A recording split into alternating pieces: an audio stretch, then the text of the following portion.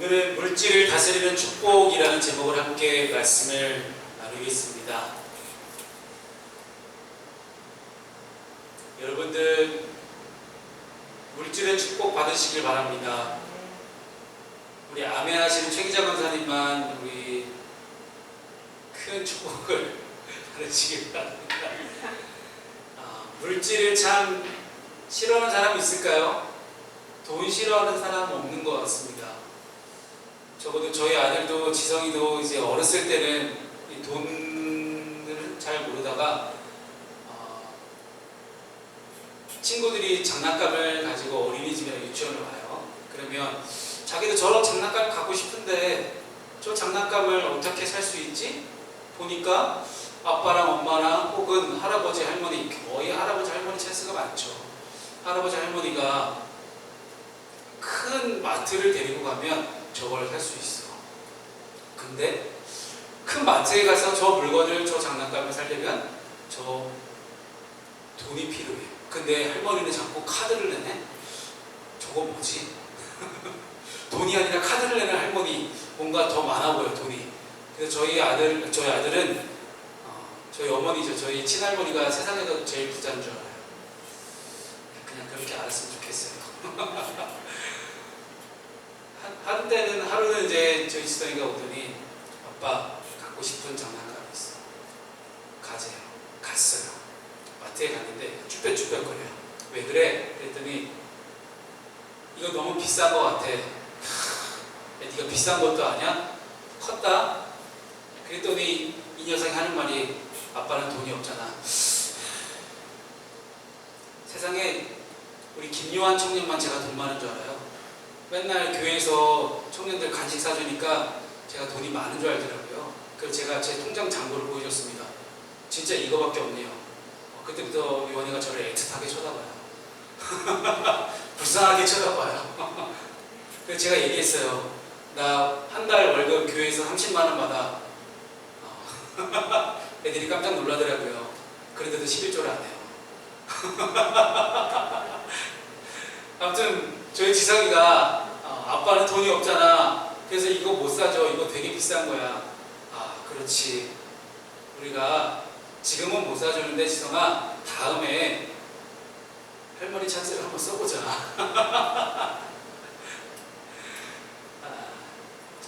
우리 할머니 할아버지 다 공감하시죠? 네.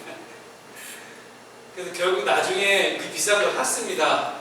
할머니 찬스에 뭐 윤지성 생일 찬스까지 다 온갖 찬스나 찬스 뭐 다 섞어서 어떻게 줬어요. 사줬는데 참 돈의 맛을 안다는 것이 참 무서운 것 같습니다. 돈의 노예가 되는 것도 무섭고요. 그래서 우리는 물질에 의해서 지배를 받기보다는 물질을 다스릴 줄 아는 사람이 되어야 됩니다. 돈이라는 것이 한순간에 사람을 집어삼킬 수 있거든요. 요즘 유행하고 있는 드라마가 있죠. 펜트하우스라는 드라마 혹시 보시는지 모르겠습니다만은 금요일 밤 10시에 하거든요. 이 펜트하우스라는 드라마를 보게 되면 돈의 노예가 돼서 돈의 지배를 받는 사람들이 어떻게 인생이 무너지는지를 적나라하게 보여주고 있습니다. 너무 적나라하게 이야기하다 보니까 되게 잔인한 장면도 많이 나와서 이제 19세 미만의 관람 불가로 나와 있어요. 그만큼 돈이라는 것이 무섭습니다. 그런데 이 돈이라는 것을 우리가 스스로의 힘으로 내가 성공하면 자수성가가 됩니다. 근데 제가 카페 장사를 해보니까 자수성가가 참 힘드네요. 스스로 힘으로 일어선 사람을 자수성가한 기업입니다. 보통 이렇게 부릅니다. 그런데 우리는 오늘 무슨 이야기를 하고자 하는 거냐면 믿음으로 성공을 이룬 사람을 신수성가다라고 이렇게 부르고 싶습니다. 하나님의 손에 의해서 성공한 가정, 바라기는 오늘 물질을 다스리는 축복이라는 제목으로 함께 말씀을 나누고 들으시는 저와 여러분의 가정 가운데 하나님의 손으로 성공한 가정이 되시기를 주님의 이름으로 축복합니다.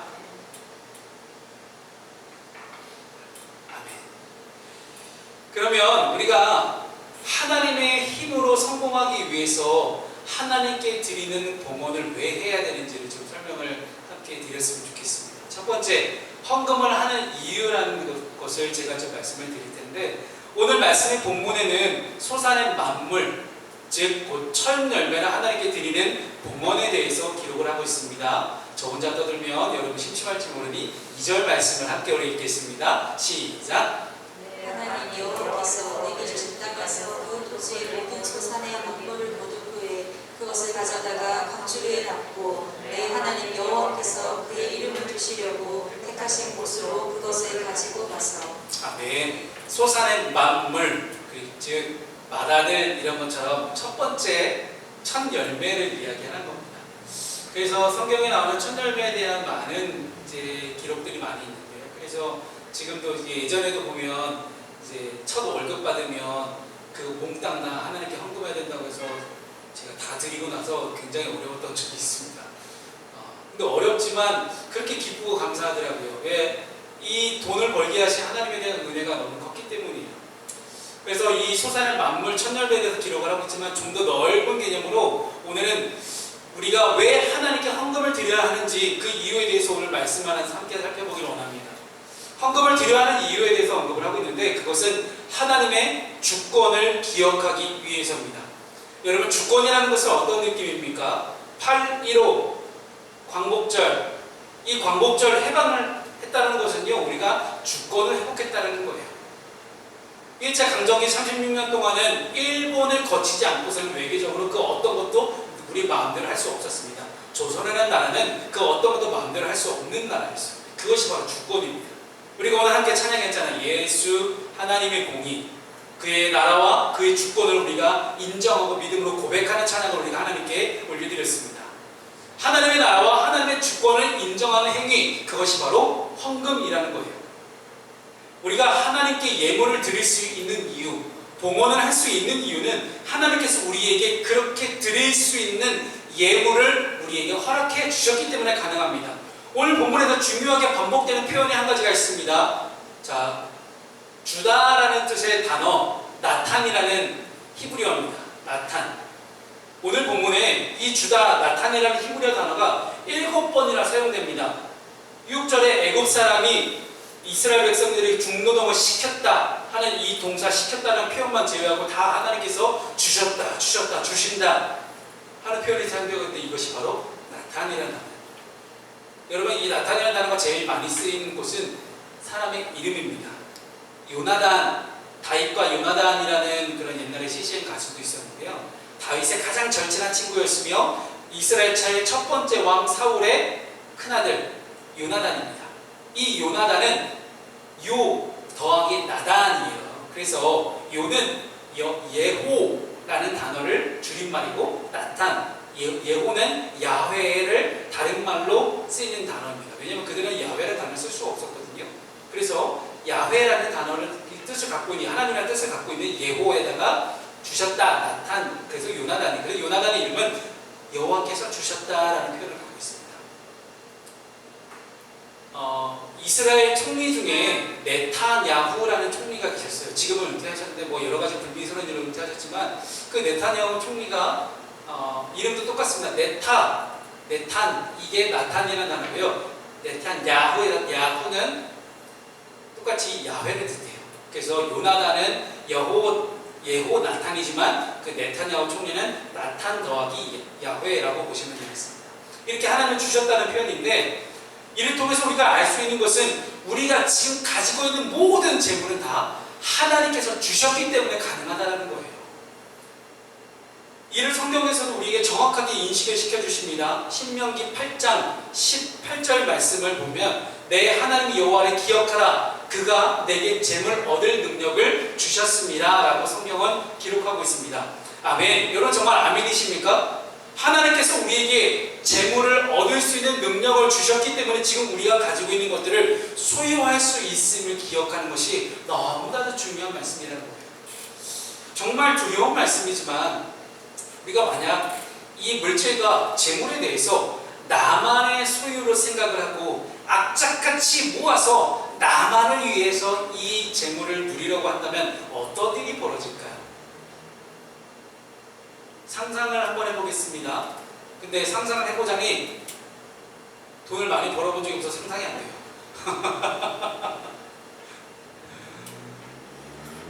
그래서 우리가 복음서 말씀을 좀 보겠습니다. 누가복음 말씀에 보면요, 누가복음 12장 13절 이하에 예수님께서 한 부자의 비유를 들어주세요. 부자의 비유 가운데 한 부자가 밭에 소출이 너무 많아요. 그러니까 즉 농사가 너무 잘 되는 거예요.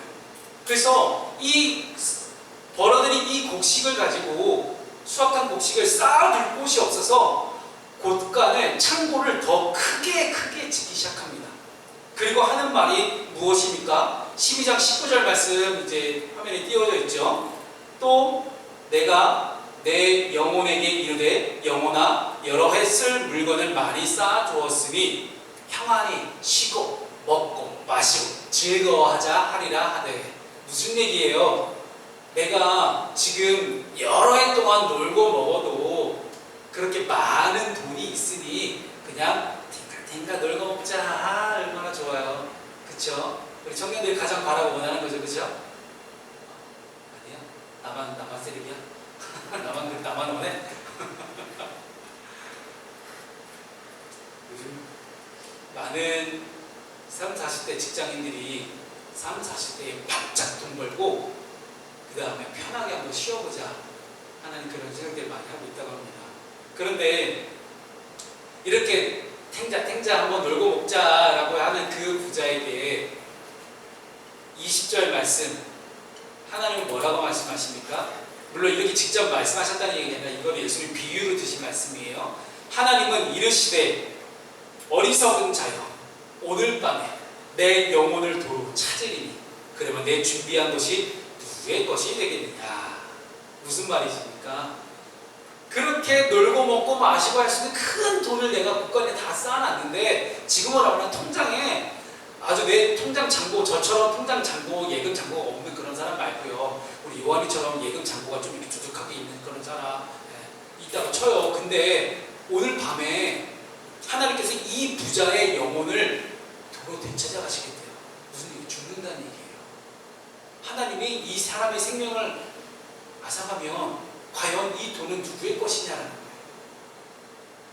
아무리 많은 재물을 쌓아두었다고 할지라도 그 재물을 자기 자신만을 위해서만 쌓아둔다면 그날 밤 그의 영혼을 도로 찾으시는 하나님의 심판이 임한다라는 거예요. 그래서 이 누가복음 12장 20절 말씀 가운데는요, 두 가지 의미가 숨어져 있습니다. 재물의 주인이 하나님이시라는 것. 즉 내가 죽고 나면 내가 쌓아놓은 재물이 무슨 소용이 있어요? 그래서 예전에 보면 우리나라에도 왕릉에 온갖 금은보화가 같이 뭉쳐있고 이집트 피라미드에도 발굴을 해보니까 거기서 많은 보물들이 쏟아 나오잖아요. 진시황릉도 그렇고요. 똑같습니다. 여러분 죽어서도 이거 한번 가지고 가보려고 하는데 가지고 갈 수 있냐고요? 안 되잖아요. 또 하나의 의미는 이거예요. 나만을 위해서 재물을 쌓는 사람에게는 반드시 하나님의 심판이 임한다는 거예요. 왜? 욕심을 부렸기 때문에. 욕심이 잉태한 즉 사망을 낳는다라고 이게 쭉쭉쭉쭉 욕심에서 사망까지 이어지잖아요. 따라서 우리는 우리에게 재물을 주신 하나님을 인정하는 것이 필요합니다. 그래서 어떻게 하면 하나님께 내 믿음 혹은 내 재물을 주신 분이 하나님이라는 걸 내가 어떻게 표현하고 고백할 수 있을까요? 그 방법을 하나님 우리에게 허락해 주는 방법이 헌금이라는 거예요. 봉헌. 그래서 헌금이라는 단어가 단순히 어떤 돈만을 드리는 것을 오해할 수가 있는데요. 돈뿐만 아니라 여러분이 가지고 있는 에너지, 시간, 재능, 다양한 것들을 포함합니다. 그래서 헌신이라는 단어, 봉헌이라는 단어, 그냥 한마디로 얘기하면 여러분 한 사람 전체를 다 드리는 거예요. 봉헌이라는 이 offering 이라는 이 영어 단어 속에는요, 나의 전 존재를 다 드리는 그런 의미가 숨겨져 있습니다. 여러분 존재를 만드시고 여러분 존재를 지금 있게 하시는 그 하나님께 온전히 다 드릴 수 있기를 바랍니다. 그렇다면 이렇게 하나님께 믿음으로 고백하며 나가는 사람에게 하나님은 어떤 복을 주시는지 함께 살펴보도록 하겠습니다. 오늘 본문은 5절 말씀을 함께 우리 읽어볼까요? 시작. 하나님 여호와께 아뢰기를 내 제사장 방랑한 사람으로서 애굽에 내려가 거기에서 소수로 거류하였더니 거기에서 크고 강하고 번성한 민족이 되었는데. 아멘. 이스라엘의 조상을 아람 사람이라고 표현하고 있어요. 여러분, 아람이라는 곳은 시리아 쪽이거든요. 시리아인데, 아니 이스라엘은 이스라엘이 갑자기 시리아야라고 생뚱맞죠? 준영이가 웃으라고 제가 개그 한번 해봤는데, 여기서 아람 사람은 야곱을 의미합니다. 왜냐하면 그의 외삼촌 라반이 아람 사람이었기 때문이에요. 여러분 기억하시겠지만 창세기 말씀에서 야곱이 그의 형 에서를 속입니다. 그랬더니 이 에서가 내가 당장 너를 죽이겠다고 쫓아와요. 그래서 이제 야곱이 자기 형을 피해서 도망갑니다. 그 도망간 곳이 외삼촌 라반의 집이었어요.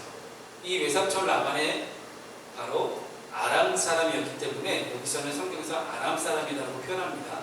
그리고 야곱이 라반의 두 딸 라헬과 레아와 결혼을 하죠.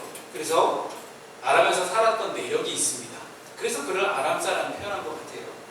이 야곱의 새 이름이 이스라엘로 바뀝니다. 야복강가에서 하나님과 열심히 씨름하고 나서 하나님께 얻어낸 이름이 이스라엘, 하나님과 겨루어 이겼다는 뜻이에요. 그래서 이스라엘의 시작이 된 야곱을 아람 사람에 표현합니다. 왜 아람 사람이 등장하고 야곱이 등장하느냐? 이유가 있습니다. 야곱의 가정은 분명 소수였습니다. 그런데 야곱의 11번째 아들이었던 요셉을 통해서 야곱의 가족은 이집트로 내려가게 됩니다. 애굽에 내려갈 당시 야곱의 가족은 70명 가량이었다고 성경은 기록합니다. 그런데 그 후 430년이 흐른 후에 인구가 이스라엘 인구가 200만 명 이상으로 불어납니다. 본문의 표현처럼 크고 강하고 번성했다라고 성경은 기록을 해요. 크고 강하고 번성한 민족을 이루었습니다. 중요한 것은 이 크고 강하고 번성한 것이 누구에 의해서 이루어졌다는 거예요. 본문은 여러 곳에서 이 일을 하나님이 이루셨다라고 강조하고 있습니다. 70명에 불과했던 미약한 야곱의 가정이 하나님의 손에 잡혀서 이처럼 놀라운 엄청난 큰 민족을 이루게 된 겁니다. 그래서 우리가 잘 알고 있는 말씀 중에도 내 시작은 미약하시나 내 나중은 심히 창대하리라. 심히 창대하리라. 제가 저희 교회 청년들을 보면서 희망을 품고 있는 이유는요, 우리 청년들이 아직은 참 많은 것들이 부족합니다. 자기들도 알아요. 그러나 시작은 미약했으나 심히 창대해질 우리 청년들을 기대하고 바라보며, 무엇보다도 이 사랑하는 청년들, 특히 우리 다음 세대들이 하나님의 손에 사로잡혀서 놀랍고 강하고 크고 번성한 사람이 될 수 있도록 저는 그렇게 기도하고 있습니다. 하나님의 손에 사로잡히면 안 될 것이 없습니다. 그렇게 하나님은 이스라엘이라는 나라를 세워가셨습니다. 이러한 역사는 비단 야곱과 이스라엘에게만 이루어지는 것이 아닙니다. 누구든지 하나님의 능력의 손에 사로잡히면 놀라운 변화를 경험할 수 있습니다. 성경에 등장하는 인물을 떠올려보겠습니다. 다윗이라는 사람, 이새의 아들로서 그저 열심히 양치는 목동이었어요. 양치는 목동에 불과했던 이 다윗이 자기의 일에 최선을 다하고 어떻게든 하나님께 매달려서 찬양하고 기도하고 그렇게 살아가는 가운데 하나님의 부르심을 받아서 하나님의 나라의 왕이 됩니다. 요셉, 다니엘, 정말 너무나 많은 사람들에서 일일이 다 열거할 수가 없습니다. 이들의 공통점이 한 가지가 있어요. 그것은 바로 하나님의 강력한 능력의 손에 붙잡힌 사람들이었다는 이야기입니다. 오늘 우리도 우리의 삶을 하나님의 손에 맡겨드려야 됩니다. 하나님이 우리의 인생을 주도하고 이끄실 때 우리는 선한 길로 나아가서 승리의 기쁨을 누릴 수 있게 됩니다. 그러려면 우리에게 가장 필요한 것은 무엇입니까? 순종입니다. 우리가 순종해야만 하나님의 축복을 받을 수 있다는 것. 다윗도 요셉도 다니엘도 다 순종함으로 하나님의 축복을 받았습니다. 그러나 이 야곱의 가족들, 이스라엘 민족이 애굽에서 학대를 받았던 그 시절은 너무나 혹독했어요. 요셉을 모르는 파라오가 등장하면서 이들을 노예로 삼고 학대하기 시작하는데, 어찌 보면 우리가 일제강점기 36년을 떠올리기 싫은 그러한 마치 트라우마 같은 그런 안 좋은 기억, 아픈 기억으로 우리가 기억하듯이 이스라엘 입장에서 애굽에서 430년은 도저히 기억하고 싶지 않은 그런 슬픈 기억일지도 모릅니다. 하지만 그럼에도 불구하고 그 시간과 그 시절을 기억해야 되는 이유가 여기에 있습니다. 어떻게 그 압제와 고통에서 벗어날 수 있었는지가 너무나 중요한 사실이기 때문입니다. 어떻게 그 고통에서 해방될 수 있었습니까? 여기서 우리는 이스라엘 백성들이 했던 일과 하나님이 이루신 일들을 함께 묵상할 수 있어야 돼요. 이스라엘 백성이 뭐라고 하나님께 부르짖었습니까? 우리가 너무 고통스럽습니다. 하나님, 우리를 구원하여 주세요. 그리고 하나님은 이스라엘 백성들을 애굽에서 인도해내시고 젖과 꿀이 흐르는 하나님의 땅 가나안 땅으로 인도하십니다. 여기서 우리는 부르짖음, 이 부르짖음과 인도가 짝을 이루고 있음을 우리가 분명하게 볼 수 있어야 됩니다.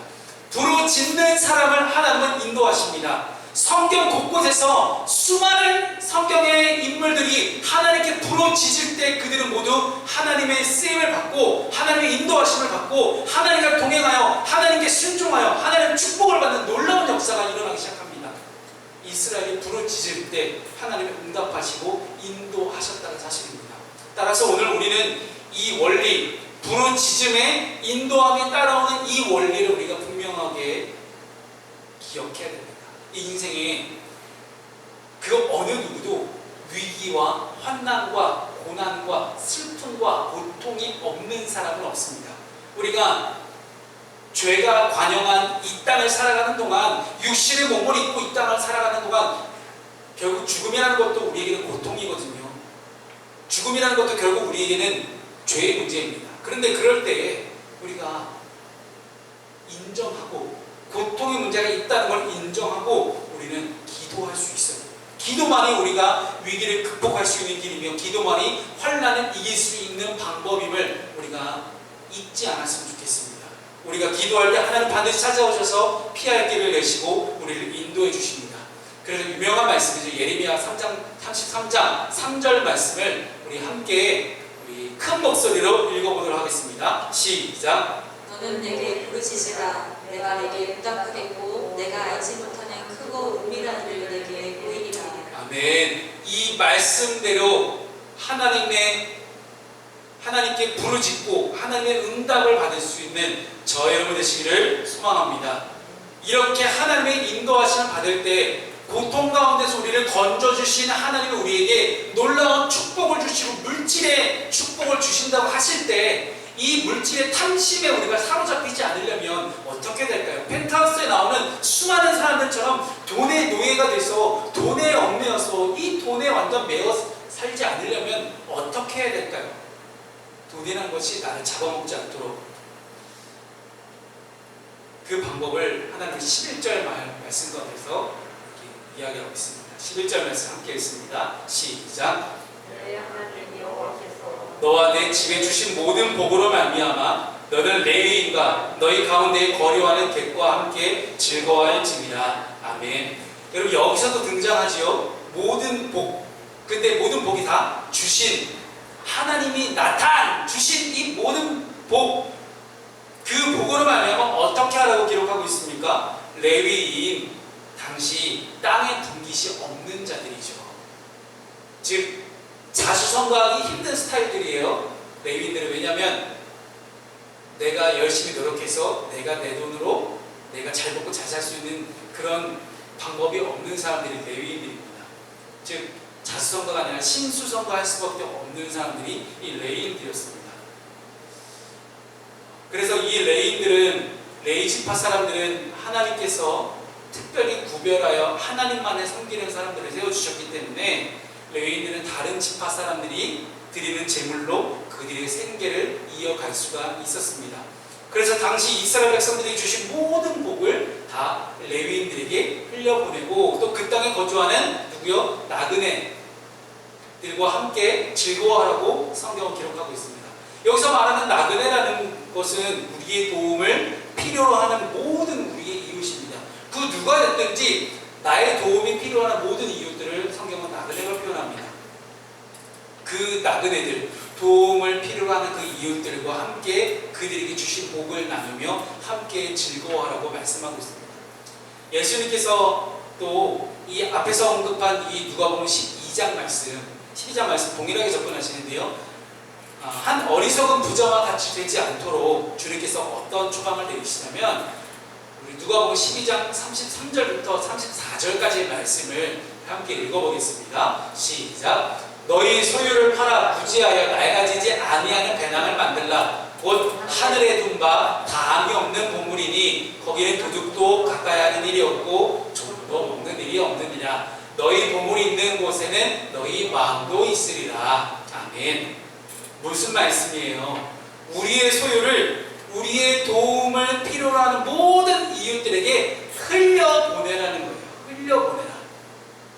소유하고 간직하고 내 안에 차곡차곡 쌓아두는 것이 아니라 흘려보내라는 주님의 말씀입니다. 그 결과 너희 보물이 있는 곳에 너희 마음도 있다라고 성경은 이야기합니다. 이 보물은 하늘에 쌓여있는 보물이에요. 이 말씀은 우리가 하나님 나라 확장을 위해서 우리가 가진 재물을 사용할 때 하나님의 나라와 하나님의 의를 위해서 우리가 이 재물을 사용할 때 이 땅에서 우리의 마음이 늘 천국을 누리는 걱정과 염려와 근심이 없는 삶을 살게 될 거라는 놀라운 말씀입니다. 너무 웃기지 않아요? 우리 늘 재물 때문에, 물질 때문에 근심하며 살아갑니다. 어떻게 하면 잘 먹고 잘 살지라도 우리 근심하고 염려하고 살아가요. 잘 먹고 잘 사는 것이 웰빙이 무엇인지도 늘 끊임없이 고민하고 살아갑니다. 그런데 하나님은 뭐라고 말씀합니까? 하나님의 나라와 확장을 위해, 하나님의 나라와 하나님의 의를 위해 이 우리가 가진 재물을 사용할 때 모든 근심, 걱정, 염려, 두려움 그런 것들이 없어지는 삶을 살 수 있다는 거예요. 여러분, 아무리 재물이 많아도 불안해하는 사람들을 많이 보고 가진 것이 많아도 여전히 불안한 그 자리에서 못 벗어나는 사람들을 많이 보게 됩니다.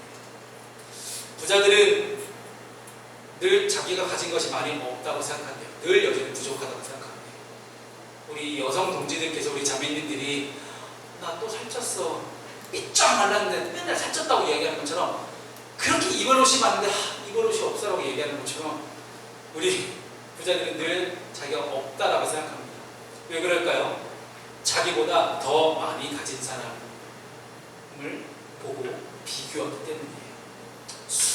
수십억을 가지고 있어도 수백억을 가진 사람을 보면서 나 왜 이렇게 없을까? 나 왜 이렇게 적을까? 그렇게 고민한다라는 거예요. 이렇게 보면 물질에는 결코 만족감이 없습니다. 물질은 결코 만족감이 없어요. 그래서 여러분 잘 아시는 오병이어이죠. 물고기 5마리와, 아니지, 보리떡 5개와 큰일 날 뻔했네. 보리떡 5개와 물고기 2마리로 5,000명 이상을 먹이신 그 놀라운 사건, 그 뒤에 붙어있는 말씀 여러분 기억하세요 혹시? 뭐라고 나옵니까? 기억나니 청년들? 놀라운 기적의 사건 뒤에 뭐라고 나오냐면요, 그 사람들이 다 떠나요. 그 사람들이 예수님을 다 떠나요. 정말 그들이 원했던 건 뭘까요? 자기 배고픔의 해결이었어요. 당장에 내 궁핍함, 나에게 없는 것, 나에게 결핍된 것이 해결되기를 바람으로 예수를 바라봤던 거지, 이들은 예수님 자체를 원했던 건 아니었다는 거예요. 사랑하는 성도 여러분, 예수님을 통해서 뭘 원하십니까? 하나님을 통해서 어떤 것을 기대하고 계십니까?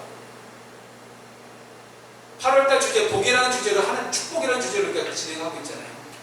하나님께 어떤 복을 기대하고 계세요? 물질의 축복 많습니까?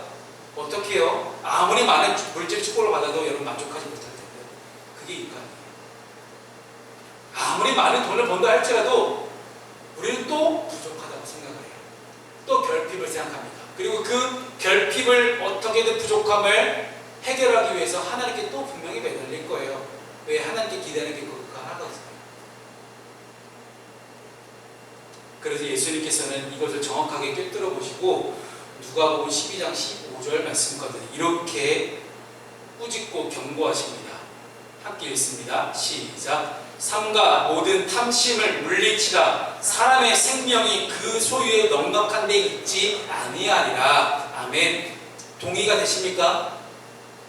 사람의 생명은 그 소유에 넉넉한 데 있지 않습니다. 그럼 어디 있을까요? 바로 예수 그리스도께만 눈에 보이지 않는 건 맞아요. 지금 예수님 어디에 우리가 함께 계세요? 안 계십니다. 그러나 지금도 살아계셔 역사하시는 성령 하나님을 통해서 우리 하나님과 예수님은 늘 끊임없이 우리와 함께 하십니다. 그 예수 그리스도께만, 그 예수 그리스도의 십자가 복음의 정신에만, 십자가 복음의 완전한 가치관과 기준 안에만 진정한 만족과 기쁨이 있는 줄로 믿으시기 바랍니다. 그래서 요한복음 6장 35절 말씀 가운데서 이렇게 말씀합니다. 함께 읽습니다. 시작. 예수께서 이르시되 나는 생명의 떡이니 내게 오는 자는 결코 줄이지 아니할 터이요 나를 믿는 자는 영원히 목마르지 아니하리라. 아멘. 사마리아 수가상 여인이 그 따뜻한 땡볕에 우물에 물을 기르러 나와서 예수 그리스도를 만난 뒤로 인생의 목마름이 완벽하게 해결됩니다. 예수님께서는 생명수십니다. 생명의 떡이십니다. 그래서 예수 그리스도를 의지해야만이 우리는 다시는 영원히 목마르지 않는 그런 풍족한 인생, 다시는 결핍과 부족함이 느껴지지 않는, 더 이상 비교의식이 없어지는, 우울증과 조울증이 다 사라지는, 불면증이 다 사라지는 그 놀라운 인생을 살 수 있다는 거예요. 바라기는 이 시간 가운데 불면증 때문에, 우울증 때문에, 조울증 때문에 고생하고 있는 우리 사랑하는 모든 성도들의 질병의 문제가 해결될 줄로 주님의 이름으로 선포합니다. 아멘. 아멘으로 여러분 받아들이시고 믿음으로 받아들이시고 예수 그리스도께만 나아갈 수 있기를 바랍니다. 내 탐심으로 나의 것을 채우는 것이 아니라 주님의 말씀과 주님의 성령으로 우리 안을 가득히 채울 때 우리는 진정한 만족과 기쁨을 얻게 됩니다. 하나님이 우리에게 놀라운 선물을 주셨죠. 지금 우리가 누리고 있는 모든 것을 한 단어로 표현하고 싶습니다. 선물이에요. 기프트, 은사죠. 은사. 신약성경에 은사로 많이 표현되어 있는데요. 선물입니다. 하나님께로부터 온 선물. 세상이적인 선물이 아니라 하나님만이 주실 수 있는 선물. 애굽에서 인도하신 하나님, 일제의 압제로부터 대한민국을 구원하시고 이렇게 부강한 나라로 세워주신 하나님, 그 하나님께서 각자 개인마다 여러분에게 또 선물을 주십니다. 그런데 하나님이 주시는 선물을 내 거야 가만히 품고 있는 것이 아니라 흘려보내면 하나님이 착하고 충성된 종이구나, 내가 너에게 또 새로운 선물을 줄게, 그렇게 말씀하시는 거예요. 어떻게 흘려보낼 줄 모르기 때문에 하나님께서는 교회 공동체를 세워주셨습니다. 각자 개인적으로 흘려보내기가 너무나 어렵고 벅차고 힘들 수도 있어요. 그래서 함께 하라고, 함께 흘려보내라고, 함께 흘려보내서 개인의 명예를 드높이는 것이 아니라 내가 흘려보내면 내가 영광받을 수도 있거든요. 내가 흘려보내면 내가 너한테 이거 준 거야 라고 나를 인정받고 싶고 또 대접받고 싶은 그런 마음과 욕심이 드는 것이 인간이에요. 그래서 하나님이 교회 공동체를 세우시고 교회를 통해서 흘려보내게 하시면서 온전하게 하나님께 영광을 돌리게 하셨습니다. 사랑하는 여러분, 물질은 언젠가 우리를 무조건 집어삼킵니다. 물질에 지배당하지 않기 위해서, 물질의 노예가 되지 않기 위해서 물질을 다스릴 줄 아는 그런 하나님의 사람, 하나님의 예배자로 거듭날 수 있는 저 여러분 되시기를 주님의 이름으로 축복합니다. 아멘.